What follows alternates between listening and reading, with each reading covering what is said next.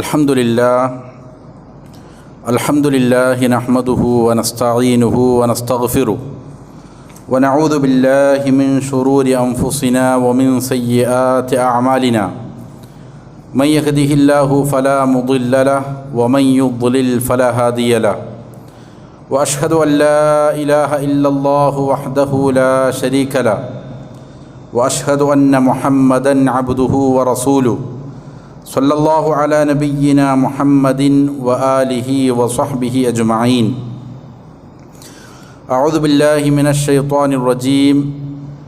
या अय्युहल्लज़ीना आमनुत्तक़ुल्लाहा हक़्क़ तुक़ातिहि व ला तमूतुन्न इल्ला व अंतुम मुस्लिमून। या अय्युहन्नासुत्तक़ू रब्बकुमुल्लज़ी ख़लक़कुम मिन नफ़्सिन वाहिदा व ख़लक़ मिन्हा ज़ौजहा व बस्स मिन्हुमा रिजालन कसीरन व निसाअ वत्तक़ुल्लाहल्लज़ी तसाअलून बिही वल अरहाम इन्नल्लाह कान अलैकुम रक़ीबा। या अय्युहल्लज़ीना आमनुत्तक़ुल्लाह वक़ूलू क़ौलन सदीदा युस्लिह लकुम अअमालकुम व यग़फ़िर लकुम ज़ुनूबकुम व मन युतिअल्लाह व रसूलहु फ़क़द फ़ाज़ फ़ौज़न अज़ीमा। अम्मा बअदु फ़इन्न अस्दक़ल हदीस किताबुल्लाह व खैरल हदी हदी मुहम्मदिन सल्लल्लाहु अलैहि वसल्लम व शर्रल उमूरि मुहदसातुहा व कुल्ल मुहदसतिन बिदअह व कुल्ल बिदअतिन ضलालह व कुल्ल ضलालतिन ഫിന്നാർ। ബഹുമാനമുള്ള സഹോദരങ്ങളെ, സത്യവിശ്വാസികളെ, അള്ളാഹുവിനെ തഖ്വ ചെയ്ത് സൂക്ഷ്മതയാർന്ന ക്രമവും ചിട്ടയുമുള്ള ജീവിതം നയിക്കാൻ എന്നോടും നിങ്ങൾ ഓരോരുത്തരോടും വസിയ്യത്ത് ചെയ്യുന്നു, ഉണർത്തുന്നു. മരിക്കുവോളം അള്ളാഹുവിനെ അനുസരിച്ചുകൊണ്ട് അവൻ്റെ തൃപ്തിയിലായി പൊരുത്തത്തിലായി ജീവിക്കാൻ അള്ളാഹു നാം ഏവർക്കും നല്ല തൗഫീക്ക് നൽകട്ടെ. ഹക്ക് ഹക്കായി മനസ്സിലാക്കാനും അതിനെ മാത്രം പിന്തുടരാനും ബാത്തുലാണെന്നറിഞ്ഞ് അതിനെ വർജിക്കാനും അള്ളാഹു നാം ഏവർക്കും നല്ല തൗഫീക്ക് നൽകട്ടെ. പരിശുദ്ധ ഖുർആനിൽ അള്ളാഹു സുബ്ഹാനഹു വ തആല വിശ്വാസികളെ പഠിപ്പിക്കുന്ന വളരെ പ്രധാനപ്പെട്ട അവരുടെ ജീവിതവുമായി നിരന്തരം ബന്ധപ്പെട്ടുകൊണ്ടിരിക്കുന്ന ഒരു വിഷയം, പാപങ്ങളുമായി എങ്ങനെയാണ് ഒരു വിശ്വാസി അതിനെ സമീപിക്കേണ്ടത് എന്നതുമായി ബന്ധപ്പെട്ട വിഷയമാണ്. അള്ളാഹു പറയുന്നത് കാണാം, വല്ലദീന ഇദാ ഫഅലൂ ഫാഹിഷ, ഫാഹിഷത്തുകൾ പ്രവർത്തിക്കുന്നതായ ആളുകൾ. ഫാഹിഷത്ത് എന്ന് പറഞ്ഞാൽ മ്ലേച്ഛമായ കൃത്യങ്ങളാണ്, പാപങ്ങളാണ്. അത് മനസ്സിന് വെറുപ്പുണ്ടാക്കുന്ന മ്ലേച്ഛകരമായ പാപങ്ങൾ. അല്ലെങ്കിൽ ഔ ളലമു അൻഫുസഹും, അല്ലെങ്കിൽ സ്വശരീരങ്ങളോട് അക്രമം ചെയ്യുന്ന ആളുകൾ. മനസ്സിന് വെറുപ്പുണ്ടാകുന്ന മ്ലേച്ഛകരമായ കാര്യമാകണമെന്നില്ല, അതല്ലാത്തതായ പാപങ്ങൾ ചെയ്യുന്നു. ഇങ്ങനെ ആളുകൾ പാപങ്ങൾ ചെയ്യുകയും ദക്കറുല്ലാഹ്, അവർ അള്ളാഹുവിനെ സ്മരിക്കുകയും ചെയ്യുന്നു. തെറ്റ് ചെയ്തു കഴിഞ്ഞാൽ അവർ ആ തിന്മയുടെ പ്രത്യാഘാതത്തെക്കുറിച്ച്, അതിൻ്റെ ശിക്ഷയെ സംബന്ധിച്ച് ഓർത്തുകൊണ്ട് അള്ളാഹുവിനെക്കുറിച്ചുള്ള ഓർമ്മ ഉള്ളവനായി മാറുന്നു. അല്ലെങ്കിൽ ഈ തിന്മ ചെയ്യാതിരുന്നാൽ നന്മ ചെയ്യുന്നവർക്ക് അള്ളാഹു കൊടുക്കുന്ന പ്രതിഫലത്തെ സംബന്ധിച്ചുള്ള ചിന്തയാൽ അവർ എന്ത് ചെയ്യുന്നു? അള്ളാഹുവിനെക്കുറിച്ച്, അള്ളാഹുവിൻ്റെ ആയാത്തുകളെക്കുറിച്ച് സ്മരിക്കുന്നു. അള്ളാഹുവിനെ സ്മരിക്കുക എന്ന് പറഞ്ഞാൽ നാവ് കൊണ്ട് സ്മരിക്കുന്നു, ഹൃദയം കൊണ്ട് സ്മരിക്കുന്നു, അതേപോലെ മറ്റുള്ള പ്രവർത്തനങ്ങൾ കൊണ്ട് സ്മരിക്കുന്നു. ഇങ്ങനെയാണ്. ഇതിനെല്ലാം തന്നെ അതിൻ്റേതായ സ്വാധീനങ്ങളുണ്ടാകും. റസൂൽ സല്ലല്ലാഹു അലൈഹി വസല്ലം പഠിപ്പിക്കുന്നുണ്ട്, ഒരാൾ ദിക്ർ ചെയ്യുമ്പോൾ, അള്ളാഹുവിനെ സ്മരിക്കുമ്പോൾ ഷൈത്വാൻ പരാജയപ്പെട്ടു പോകുമെന്നാണ്. ഹദീസിൽ കാണാം, ഷൈത്വാൻ പറയുന്നതായിട്ട് നബി സല്ലല്ലാഹു അലൈഹി വസല്ലം പഠിപ്പിക്കുകയാണ്, അഹ്ലക്തു ബനി ആദമ ബിൽ മആസി, മനുഷ്യരെ തിന്മകൾ കൊണ്ട് ഞാൻ നശിപ്പിച്ചു. അതായത് അവർ തിന്മ ചെയ്യുമ്പോൾ അവർ നാശത്തിലേക്ക് അകപ്പെടുകയാണ്. എന്നാൽ വഅഹ്ലകൂനി ബിലാ ഇലാഹ ഇല്ലല്ലാഹ് വൽ ഇസ്തിഗ്ഫാർ, അവർ എന്നെ തകർത്ത് കളയുന്നത് എങ്ങനെയാണ്? ലാ ഇലാഹ ഇല്ലല്ലാഹ് കൊണ്ടാണ്, പാപമോചനങ്ങൾ കൊണ്ടാണ്, ഇസ്തിഗ്ഫാർ തേടുന്നത് കൊണ്ടാണ്. അപ്പോൾ തിന്മ ചെയ്യുന്ന ആളുകൾ അല്ലെങ്കിൽ നഫ്സുകളോട് അക്രമം ചെയ്യുന്ന ആളുകൾ അവർ അള്ളാഹുവിനെ സ്മരിക്കുകയും ഫസ്തഗ്ഫറൂ ലിദുനൂബിഹിം, അവർ ചെയ്ത ആ പാപത്തിന് വേണ്ടിയിട്ട് അവർ പാപമോചനം തേടുകയും ചെയ്തു. എന്നാൽ വമൻ യഗ്ഫിറു ദുനൂബ ഇല്ലല്ലാഹ്, അല്ലാഹ് ചോദിക്കുകയാണ്, അള്ളാഹു അല്ലാതെ പാപങ്ങൾ പുറത്തു കൊടുക്കാൻ മറ്റാരാണുള്ളത്? അള്ളാഹു സുബ്ഹാനഹു വ തആല പാപങ്ങൾ പുറത്തു കൊടുക്കുന്നർത്ഥം, അവനല്ലാതെ പാപങ്ങൾ പുറത്തു കൊടുക്കാൻ മറ്റാരും തന്നെയില്ല. എന്നിട്ട് വീണ്ടും അള്ളാഹു പറയുന്നു, വലം യുസിറു അലാ മാ ഫഅലു വഹും യഅലമൂൻ, അവർ ഇങ്ങനെ ഇസ്തിഗ്ഫാറുകൾ പറയുന്നത്, അള്ളാഹുവിനെ സ്മരിക്കുന്നത് വെറുതെ തമാശക്കായിട്ടല്ല, ഒരു പരിഹാസം എന്നുള്ള നിലയിലല്ല. പിന്നെയോ വലം യുസിറു അലാ മാ ഫഅലു, അവർ ചെയ്ത പ്രവർത്തികളിൽ നിന്ന് മാറിയിട്ടാണ് അള്ളാഹുവിനോട് പാപമോചനം തേടുന്നത്. അതിൽ അടിയുറച്ച് നിന്നുകൊണ്ടല്ല. ഒരു പാപം ചെയ്തു പോയി, അതിൽ നിന്ന് അവൻ പിന്മാറി ഖേദത്തോടെ പശ്ചാത്താപബോധത്തോടെ ഇനി ഞാൻ ചെയ്യുകയില്ല എന്നുള്ളതായ സുദൃഢമായ തീരുമാനത്തോടെ ആണ് അവൻ എന്ത് ചെയ്തത്? അള്ളാഹുവിനെ സ്മരിച്ച് അള്ളാഹുവിനോട് ഇസ്തിഗ്ഫാർ ചെയ്തത്. അതല്ലാതെ വലം യുസിറു അലാ മാ ഫഅലു, അവർ ചെയ്ത ആ പ്രവൃത്തി തുടർന്നുകൊണ്ടേയല്ല. ഒരാൾ ഇസ്തിഗ്ഫാർ ചെയ്യുന്നു, തൗബ ചെയ്യുന്നു, പക്ഷേ ചെയ്യുന്ന പാപത്തിൽ അങ്ങനെ തന്നെയുണ്ട്. പലിശ വാങ്ങുന്നു, പലിശയുമായിട്ട് ഇടപാടുകൾ നടത്തുന്നു, അല്ലെങ്കിൽ ആളുകളെ വഞ്ചിച്ചുകൊണ്ട്, ആളുകളെ പറ്റിച്ചുകൊണ്ടുള്ള കച്ചവടങ്ങൾ നടത്തുന്നു, നിരന്തരം ഇസ്തിഗ്ഫാർ പറയുന്നു. അതൊരു പരിഹാസമാണ്, കളിയാക്കലാണ്. അങ്ങനെയല്ല, ചെയ്യുന്ന പാപങ്ങളിൽ നിന്ന് മാറുന്നു, അതിൽ അവൻ തുടരുന്നില്ല. തുടരാതെ എന്ത് ചെയ്യുന്നു? അവൻ ഇസ്തിഗ്ഫാർ ചെയ്യുന്നു. വഹും യഅലമൂൻ, അവർ എന്താണ് അറിയുന്നവരായ നിലയിൽ അള്ളാഹുവിൻ്റെ പാപമോചനത്തെ സംബന്ധിച്ച് എല്ലാം അറിയുന്ന ബോധമുള്ളവരായ നിലയിൽ അവർ അതിൽ നിന്ന് മാറിക്കൊണ്ട് അള്ളാഹുവിനെ സ്മരിക്കുന്നു. ഇങ്ങനെയുള്ള ആളുകൾക്ക് അള്ളാഹു പറയുകയാണ്, ഉലൈക ജസാഉഹും മഗ്ഫിറത്തും മിർ റബ്ബിഹിം, അവർക്കുള്ള പ്രതിഫലം എന്നുള്ളത് അവരുടെ റബ്ബിങ്കിൽ നിന്നുള്ളതായ പാപമോചനമാണ്. അള്ളാഹു അവർക്ക് പാപം പുറത്തു കൊടുക്കും. വജന്നാത്തുൻ തജ്രീ മിൻ തഹ്തിഹൽ അൻഹാർ, താഴ്വാരകളിലൂടെ നദികൾ ഒഴുകുന്ന സ്വർഗത്തോപ്പുകൾ അള്ളാഹു അവർക്ക് നൽകും. ഖാലിദീന ഫീഹ, അവരതിൽ ശാശ്വതരായിരിക്കും.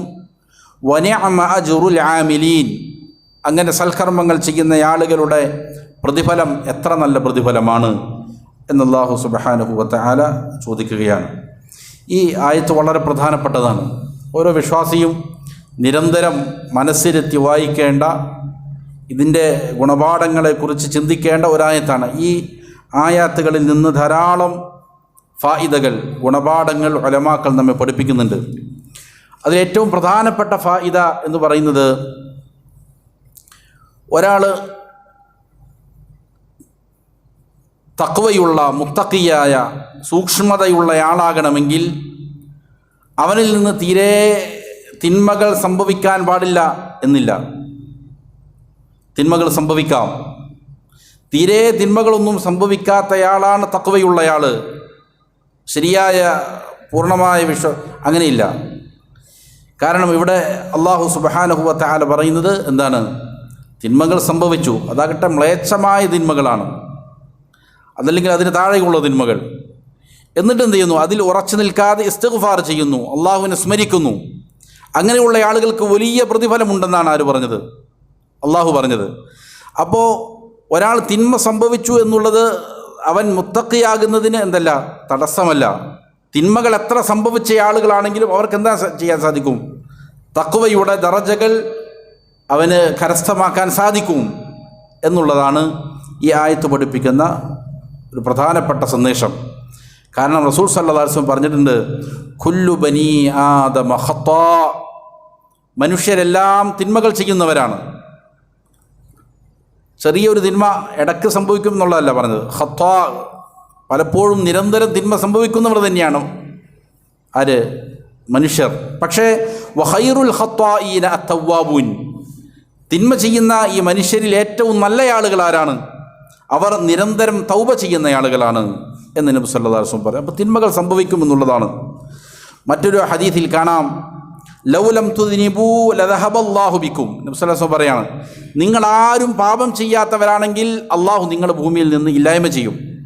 എന്നിട്ടോ വലജാഅ ബിഖൗമിൻ, വേറൊരു സമൂഹത്തെ കൊണ്ടുവരും, യുദ്നിബൂന, അവർ പാപങ്ങൾ ചെയ്യുന്നു, ഫയസ്തഗ്ഫിറൂന, എന്നിട്ട് അവർ ആ പാപമോചനം തേടുന്നു, ഫയഗ്ഫിറു ലഹും, അങ്ങനെ അള്ളാഹു അവർക്ക് എന്ത് ചെയ്യുന്നു, പുറത്തു കൊടുക്കുന്നു എന്ന് നബി സല്ലല്ലാഹു അലൈഹി വസല്ലം പറഞ്ഞു. അപ്പോൾ ഇതാണ് ഒന്നാമത്തെ ഫായിദ. ഈ ആയത്ത് പഠിപ്പിക്കുന്ന ഒരു കാര്യം, തഖ്വക്ക് ഒരാൾ മുത്തഖിയാകുന്നതിന് തടസ്സമല്ല ഒരാളിൽ തിന്മ സംഭവിക്കുക എന്നുള്ളത്. തിന്മ സംഭവിച്ചാലും അവന് പ്രതീക്ഷകൾ വയ്ക്കാം. ഇമാം ഇബ്നുൽ ഖയ്യിം റഹിമഹുല്ലാഹ് പറയുന്നുണ്ട്, തിന്മയായിരിക്കാം ഒരു പക്ഷേ ഒരാളെ ഏറ്റവും വലിയ ദറജകളിലേക്ക് കൊണ്ടെത്തിക്കുന്നത് എന്നാണ്. ഒരാൾക്കൊരു തിന്മ സംഭവിച്ചു, അവനതിൽ നിന്ന് പിന്മാറി പശ്ചാത്തപിച്ചു, എന്നാൽ അവന് ചിലപ്പോൾ അവൻ്റെ ഖേദം കൊണ്ട് അവന് വലിയ ദറജകൾ കൈമുതലാക്കാൻ സാധിച്ചേക്കാം. ചില ആളുകൾ നന്മ അവനെ ഏറ്റവും വലിയ നാശത്തിലേക്ക് കൊണ്ടെത്തിക്കുകയും ചെയ്യും എന്ന് ഇമാം ഇബ്നുൽ ഖയ്യിം റഹിമഹുല്ലാഹ് സലഫുകളിൽ നിന്ന് ഉദ്ധരിക്കുന്നതാണ്.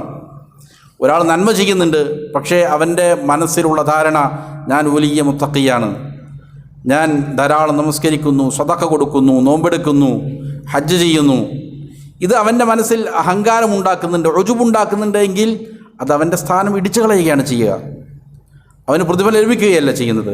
അപ്പോൾ ചിലപ്പോൾ തിന്മയായിരിക്കാം ഒരു മനുഷ്യൻ എന്ത് ചെയ്യുന്നത്, വലിയ സ്ഥാനങ്ങളിലേക്ക് പിന്നീട് കൊണ്ടെത്തിക്കുന്നത് എന്നുള്ളതാണ്.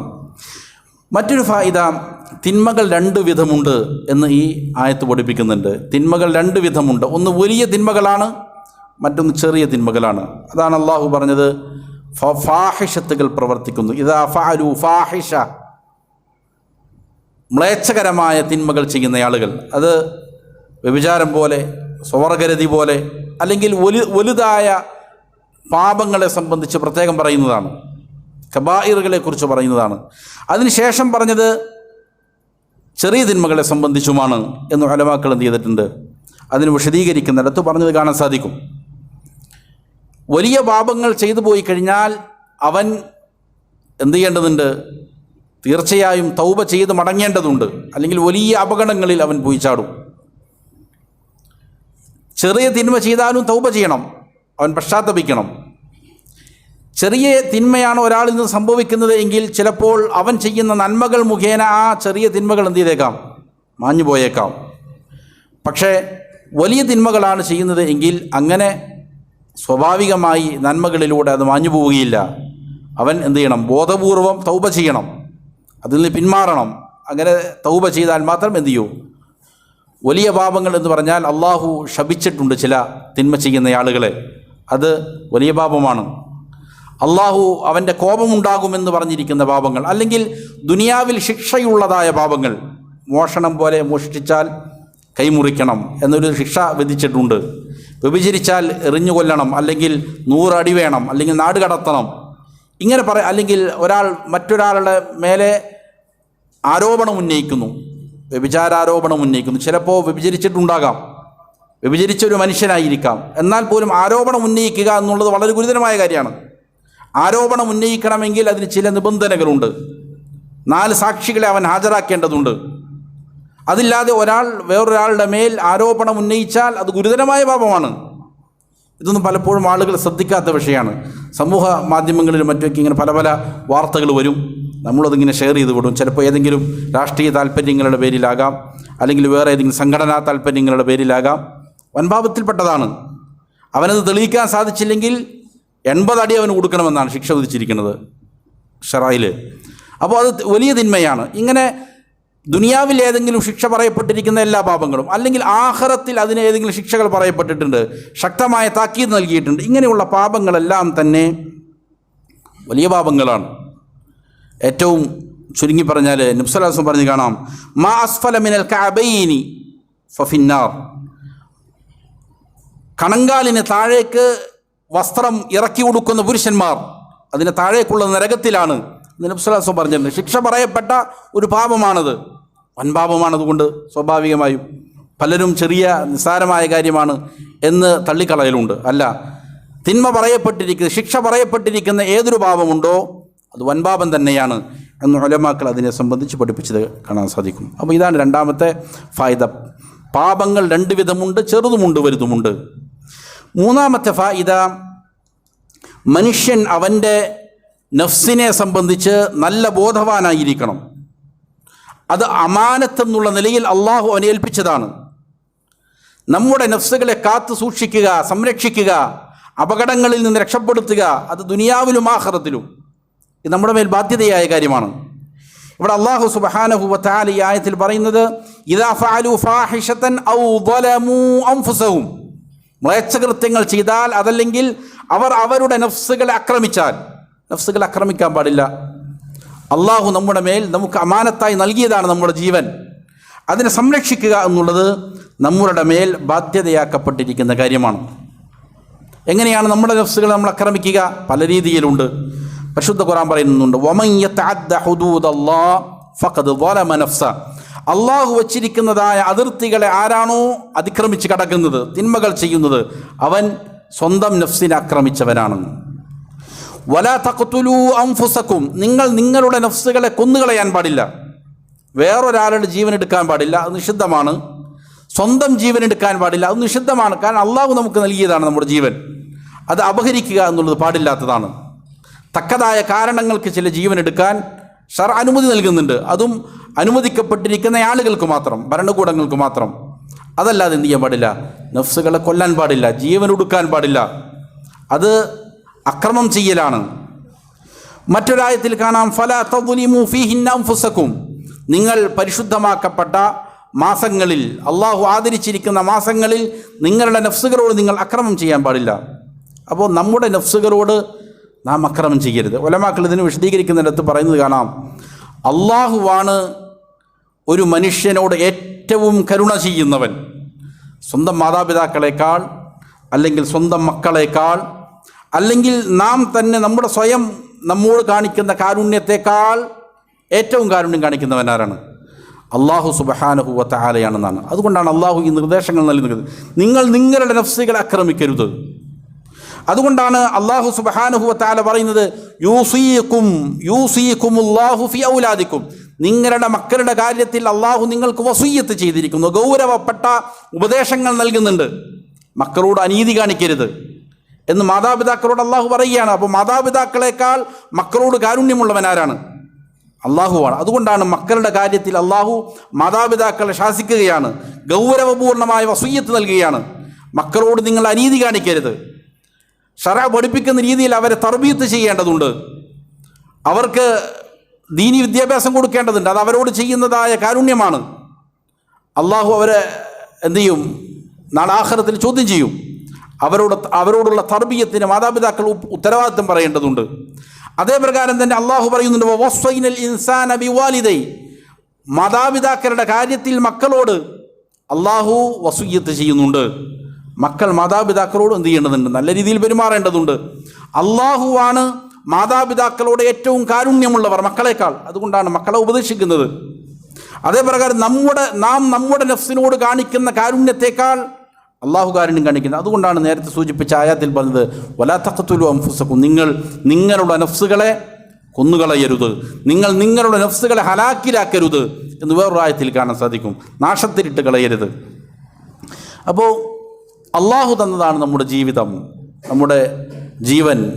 അതുകൊണ്ട് അതൊരു അമാനത്തായി കണ്ട് അതിനെ എന്ത് ചെയ്യുക? പരിഗണിക്കുക, അതിനെ പരിപാലിക്കുക എന്നുള്ളത് വിശ്വാസികളുടെ മേൽ അനിവാര്യമായ കാര്യമാണ്.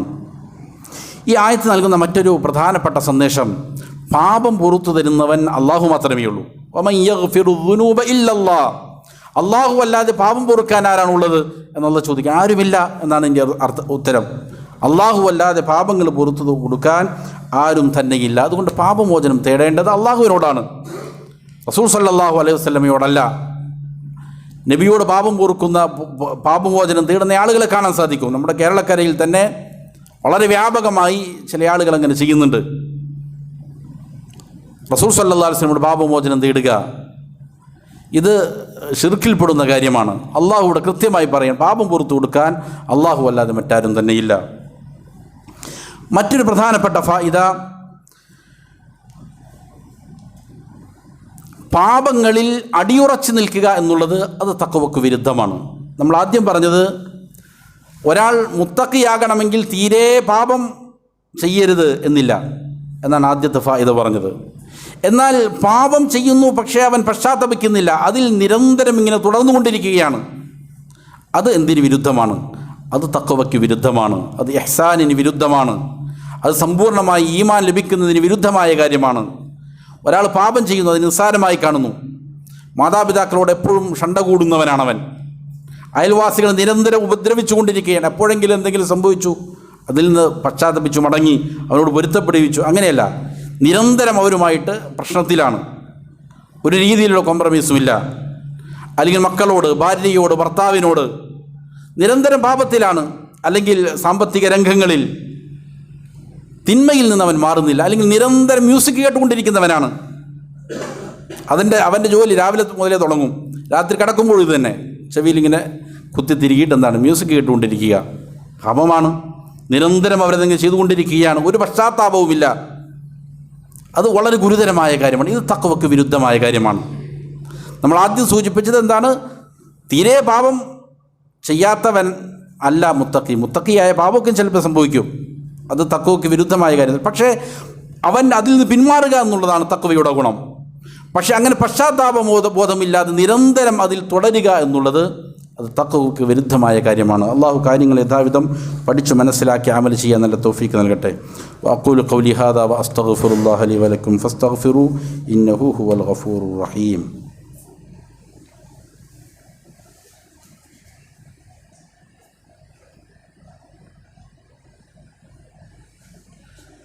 അൽഹംദുലില്ലാഹി റബ്ബിൽ ആലമീൻ വസല്ലല്ലാഹു വസല്ലമ അലാ നബിയ്യിന മുഹമ്മദിൻ വആലിഹി വസഹ്ബിഹി അജ്മഈൻ.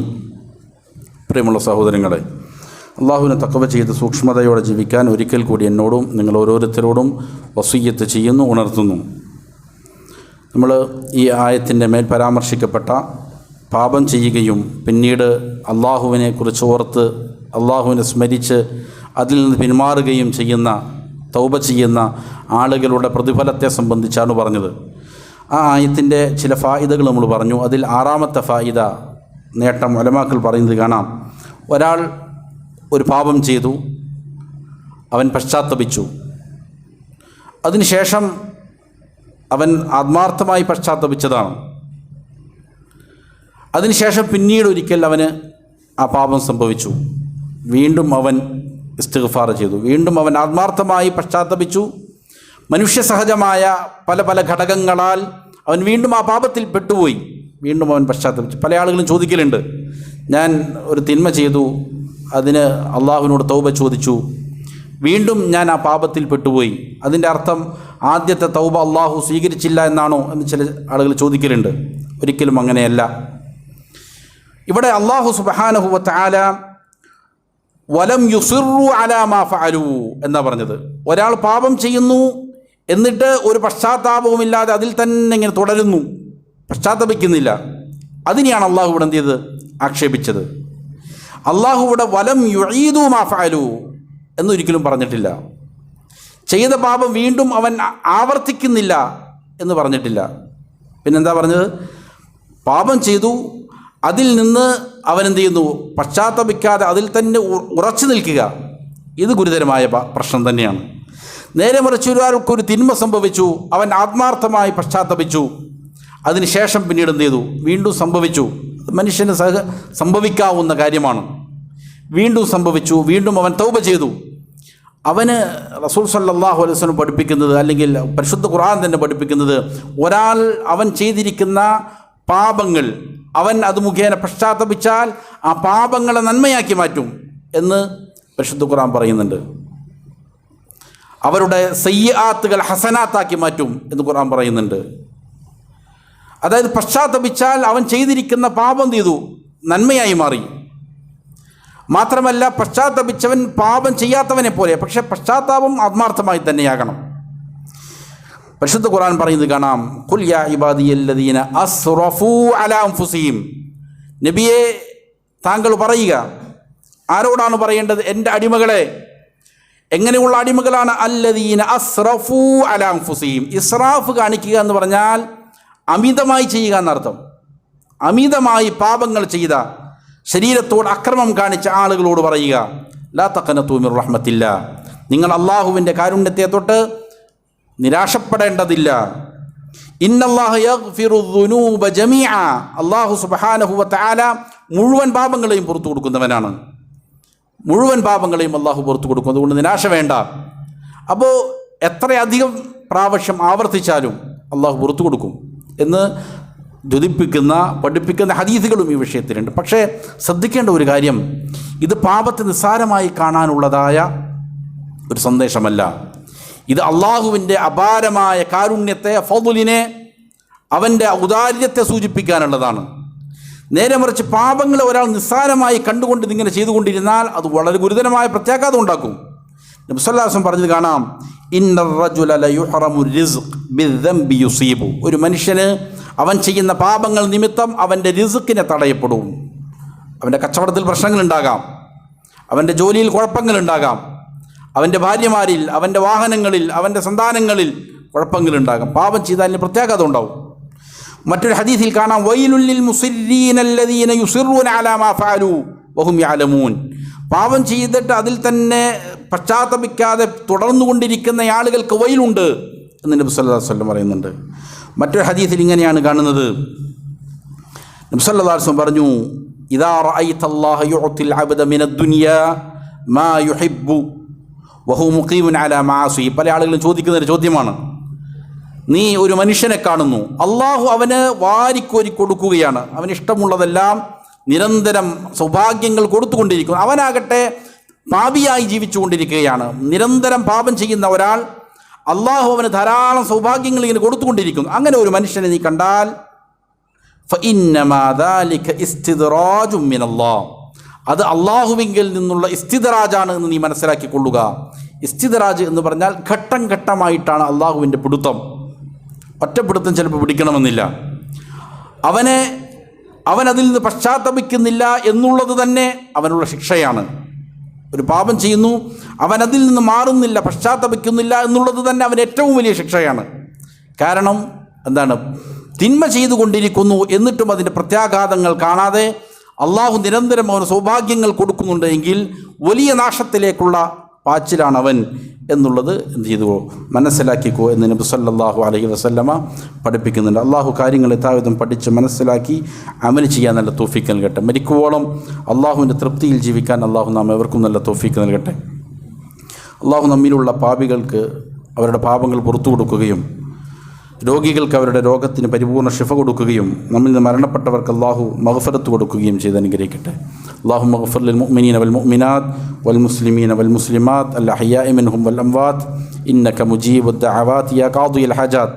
ربنا آتنا في الدنيا حسنة وفي الآخرة حسنة وقنا عذاب النار. ربنا تقبل منا إنك أنت السميع العليم وتب علينا إنك أنت التواب الرحيم. اللهم أعزنا وأعز الإسلام والمسلمين وأذل الشرك والمشركين. اللهم دمر أعداءك وأعداء الدين. صلى الله وسلم على نبينا محمد وآله وصحبه أجمعين.